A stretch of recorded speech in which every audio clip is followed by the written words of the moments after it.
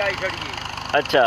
हां एक बार ओ तो बीमार गई अच्छा ये दसा तुसा 16 सुई खड़ी 16 तुसा कितने अरसे तो इथे मुकीम हो यानी कि रहंदे पे इथे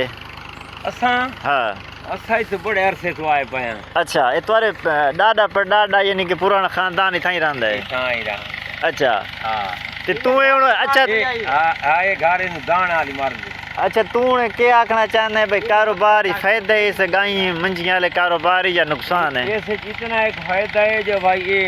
झाड़ियां मजदूरियां कोई फायदा नहीं इस अच्छा। कारोबार जितना फायदा है जो भाई ये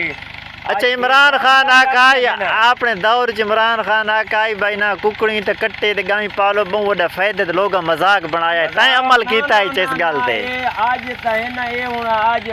एक बच्चा लाख रुपए दा दे आया अच्छा ये दिन आदा लाख रुपए दा बच्चा दे आया माशाअल्लाह माशाअल्लाह बस यार बच्चे में वहां बेचे नहीं चौक आदम